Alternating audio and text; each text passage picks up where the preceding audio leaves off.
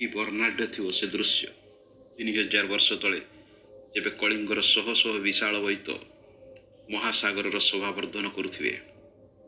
କେତେ ଗୌରବମୟ ଥିବ ସେ ଯୁଗ ଯେବେ କଳିଙ୍ଗ ରାଜପୁତ୍ରମାନେ ବ୍ରହ୍ମଦେଶ, ଶ୍ୟାମଦେଶ ବର୍ତ୍ତମାନର ଥାଇଲାଣ୍ଡ, କାମ୍ବୋଡ଼ିଆ, ମାଲେସିଆ, ଜାଭା, ବାଲି, ସିଂହଳ ଇତ୍ୟାଦି ଦେଶରେ ରାଜତ୍ୱ କରି ବୃହତ୍ କଳିଙ୍ଗ ସାମ୍ରାଜ୍ୟ ସ୍ଥାପନ କରିଥିବେ। ଏତେ ବୈଭବଶାଳୀ ଥିବ ସେ କଳିଙ୍ଗ ଦେଶ ଯେବେ ସାଧବମାନେ ଚୀନ, ଆରବ ଓ ରୋମ ସାମ୍ରାଜ୍ୟ ସହ ବାଣିଜ୍ୟ କାରବାର କରୁଥିବେ। ସିଂହଳ ରାଜପୁତ୍ର ବିଜୟବାହୁ କଳିଙ୍ଗ ରାଜକନ୍ୟା ତ୍ରୈଲୋକ୍ୟ ସୁନ୍ଦରୀଙ୍କୁ ବିବାହ କରି ଏକ ବିଳାସମୟ ପଥରେ ସିଂହଳ ଯାତ୍ରା କରିବାର ଦୃଶ୍ୟ କେତେ ମନମୁଗ୍ଧକର ହୋଇ ନଥିବ। କଳିଙ୍ଗ ସାଧବଙ୍କର ନୌବାଣିଜ୍ୟ ଓ ରାଜାମାନଙ୍କର ବୀରତ୍ୱ ଓ ସୁଶାସନ ବିଷୟ ବର୍ଣ୍ଣନା କରିବାରେ ଚୀନ, ମ୍ୟାମାର, ଥାଇଲାଣ୍ଡ, ସିଂହଳର ଇତିହାସ ଓ ସାହିତ୍ୟ ଶତମୁଖ। କିନ୍ତୁ କଳିଙ୍ଗର ଇତିହାସ ଓ ସାହିତ୍ୟ ଏ ବ୍ୟାପାରରେ ନିର୍ବାକ କାହିଁକି? ସେ ମୂଲ୍ୟବାନ ତଥ୍ୟ ସବୁ ଶତ୍ରୁମାନଙ୍କ ଦ୍ୱାରା ନଷ୍ଟ କରିଦିଆଯାଇଛି ନା ମହାକାଳର ଅଚଳ ଗର୍ଭରେ ବିଲୀନ ହୋଇଯାଇଛି?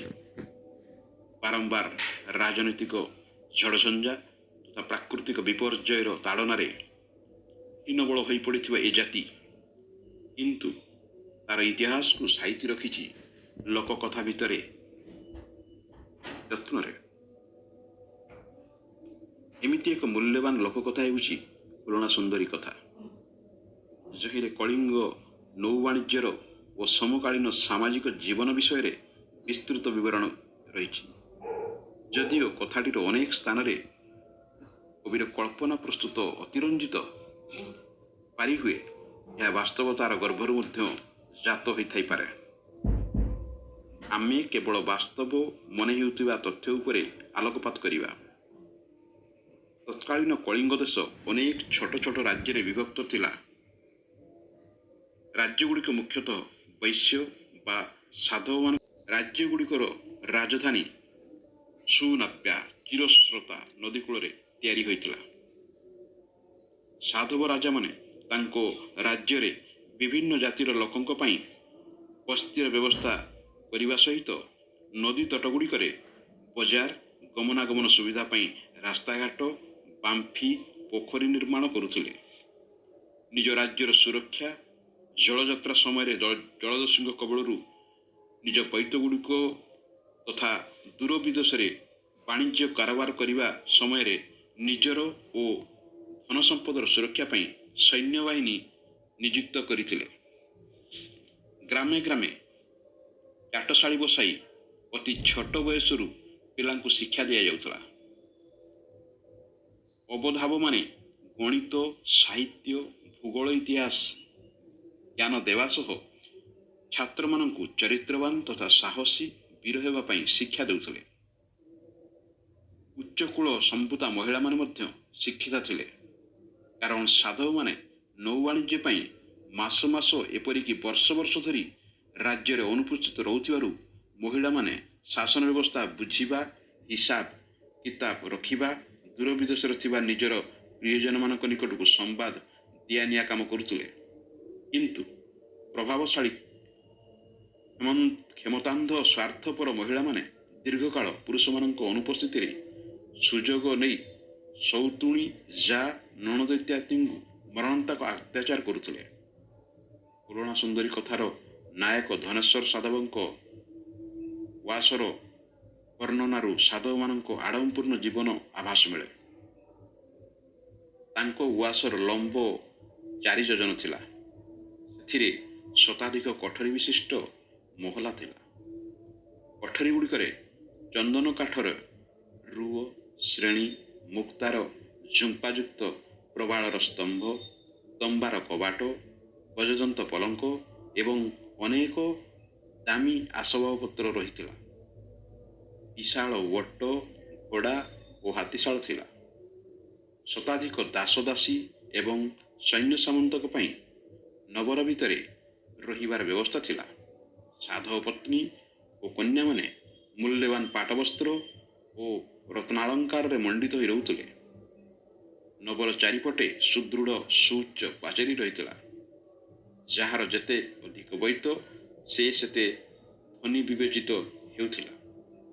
ଦେଶର ବିଭିନ୍ନ ଅଞ୍ଚଳରୁ ବ୍ୟବସାୟୀମାନେ ନିଜର ପଣ୍ୟ ସାମଗ୍ରୀ ନେଇ ସାଧବମାନଙ୍କ ବୈତରେ ବିଦେଶ ଯାତ୍ରା କରୁଥିଲେ। ସାଧବ କନ୍ୟାମାନଙ୍କୁ ବୈତ ଯୌତୁକରେ ଦିଆଯାଉଥିଲା। ପୁରୁଣା ସୁନ୍ଦରୀ କଥାର 6ଠ ଓ 54 ଅଧ୍ୟାୟରେ ପଣ୍ୟ ସାମଗ୍ରୀର ବିସ୍ତୃତ ବର୍ଣ୍ଣନା ରହିଛି। ମନୋହରୀ ନାମକ ବୈତରେ ସାଧବ ଧନେଶ୍ୱର ଓ ପରବର୍ତ୍ତୀ କାଳରେ ତାଙ୍କ ପୁତ୍ର ଶ୍ରୀଧର ଶୁଣ୍ଢି ପିପଳି, ପାନମଧୁରୀ, କର୍ପୂର, କସ୍ତୁରୀ, ଝୁଣା, ଜାଇଫଳ, ଜିରା, ଟାଙ୍ଗଣା, ହେଙ୍ଗୁ, ଲବଙ୍ଗ, ଜୁଆଣି, ଗୁଜରାତି, ଅଳେଇଚ, ହିଙ୍ଗୁଳ, ହରିତାଳ, ନୀଳବଡ଼ି, ମୁଦାରଶଙ୍ଖ, ମନହଶୀଳ, ମେଥି, ରସୁଣ, ମରିଚ, ଲଙ୍କାଗୁଣ୍ଡ, କଳା ଲୁଣ, ଲଧି, ଭାଲିଆ, ବଚ, ଖଇର, ଅଫିମ, ମେଣ୍ଢାସିଙ୍ଗ, ପାରଦ, ନାଗେଶ୍ୱର, ତେଜପତ୍ର, ମହୁରୀ, ଗୁଆ, କଉଡ଼ି, ବସ୍ତ୍ର, ଅଷ୍ଟରତ୍ନ, ସ୍ୱର୍ଣ୍ଣମୁଦ୍ରା, ଧାନ, କଳାଜିରା, ଧନିଆ, ଚିରେଇତା, ଜାଇତ୍ରୀ, ଅଫିମ, ଉଡ଼ତ୍ୱକ, ମହାକାଳ, ଗଞ୍ଜେଇ ଇତ୍ୟାଦି ନେଇ ଦୂର ବିଦେଶକୁ ବାଣିଜ୍ୟ କରିବାକୁ ଯାଉଥିଲେ। କଳିଙ୍ଗର ସାଧବମାନେ ସମୁଦ୍ର ଓ ନଦୀ ତଟବର୍ତ୍ତୀ ଅନେକ ଦେଶୀୟ ରାଜ୍ୟ ସହ ଦୂର ବିଦେଶ ସହିତ ବାଣିଜ୍ୟିକ ସମ୍ପର୍କ ରଖିଥିଲେ। ପୁରୁଣା ସୁନ୍ଦରୀ କଥାରେ ପାଟଣା କଟକ, କୁସ୍ୟାତ, ଧୂମାନ୍ତ, ଅଙ୍ଗ, ବିଙ୍ଗ, ମଲ୍ଲିକାବେଣୀ, ଚିତ୍ରଗ୍ରପୁର, ବିରୂପା, ଘାଗରା, କଳାପ, ମଧୁବନ, ମଗଧ, କର୍ଣ୍ଣାଟ, କଳାବତୀ, ପିନାକ, ଖ୍ୟାତ, ଅବନ୍ତୀ, ମଲ୍ଲିକା, ଜୟନ୍ତୀ, କୁଶଦୀପ, ଜମ୍ବୁଳ ପରି 21ଟି ରାଜ୍ୟର ବର୍ଣ୍ଣନା ରହିଛି। ସାଧବମାନେ ଏସବୁକୁ ବାଣିଜ୍ୟ କରିବା ସହିତ ଉତ୍ତମ ସାମାଜିକ, ରାଜନୈତିକ ତଥା ସାଂସ୍କୃତିକ ସମ୍ପର୍କ ସ୍ଥାପନ କରିବାରେ ମୁଖ୍ୟ ସୂତ୍ରଧର ଥିଲେ। ସେମାନେ ଯେଉଁ ଦେଶକୁ ବାଣିଜ୍ୟ କରିବାକୁ ଯାଉଥିଲେ ପ୍ରଥମେ ସେଠାକାର ରାଜାଙ୍କୁ ସାକ୍ଷାତ କରି ମୂଲ୍ୟବାନ ଉପଢୌକନ ଉପହାର ଦ୍ୱାରା ସନ୍ତୁଷ୍ଟ କରୁଥିଲେ ଏବଂ ନିଜ ଦେଶର ରାଜା ଓ ନିଜର ଠିକଣା ଦେବା ସହିତ କ'ଣ ବିକିବାକୁ ଆଣିଛନ୍ତି ସେ ବିଷୟକୁ ବିସ୍ତୃତ ବିବରଣୀ ଦେଉଥିଲେ। ବାଣିଜ୍ୟିକ ସମ୍ପର୍କ ସୁଦୃଢ଼ କରିବାକୁ ବିଭିନ୍ନ ଦେଶରେ ବିବାହ କରୁଥିଲେ। ପୁରୁଣା ସୁନ୍ଦରୀ କଥାରେ ପାଟଣା କଟକର ବଣିକ ରାଜା ଧନେଶ୍ୱର ସାଧବଙ୍କ ପୁଅ ଶ୍ରୀଧର ବିରୂପା ଦେଶର ରାଜା ସୁଦର୍ଶନଙ୍କ କନ୍ୟା ରୂପବତୀଙ୍କୁ ବିବାହ କରିଥିଲେ। ବିବାହାଦି ଉତ୍ସବରେ ସୁସମ୍ପର୍କ ଥିବା ରାଜ୍ୟର ରାଜା ଓ ସାଧବମାନେ ନିମନ୍ତ୍ରିତ ହେଉଥିଲେ। ଏହିପରି ଭାବରେ ନୌ ବାଣିଜ୍ୟ କଳିଙ୍ଗକୁ ଅର୍ଥନୈତିକ ସମୃଦ୍ଧି ଦେବା ସହିତ ଦେଶ ବିଦେଶରେ ସ୍ୱତନ୍ତ୍ର ରାଜନୈତିକ ପରିଚୟ ଏବଂ ସାଂସ୍କୃତିକ ମହାମିଳନର ସୁଯୋଗ ଦେଇଥିଲା। ଆଶ୍ୱିନ ମାସର ନିଶା ମଙ୍ଗଳବାର ବ୍ରତରେ ପୁରୁଣା ସୁନ୍ଦରୀ କଥା ଗାୟନ କରାଯାଏ। ହୁଏତ ଆଉ ଗୋଟିଏ ଦୁଇଟି ପିଢ଼ି ପରେ ଏହି ପ୍ରକାର ଓଷାବ୍ରତ କରିବା ବନ୍ଦ ହୋଇଯିବ ଏବଂ ପୁରୁଣା ସୁନ୍ଦରୀ ବିସ୍ତୃତିର ତଳ ଗର୍ଭରେ ହଜିଯିବ। କଳିଙ୍ଗର ସ୍ୱର୍ଣ୍ଣିମ ହୃଦ୍ଗର୍ଭକୁ ପୁନରୁଜ୍ଜୀବିତ କରିବା ପାଇଁ ଏହି ପର୍ଯ୍ୟନ୍ତ ଜନମାନସର ସଜୀବ ଥିବା ଏହି ପ୍ରକାର ଲୋକକଥାଗୁଡ଼ିକର ସଂଗ୍ରହ, ଅନୁଶୀଳନ ଏବଂ ସଂରକ୍ଷଣ ନିହାତି ଆବଶ୍ୟକ ନୁହେଁ କି?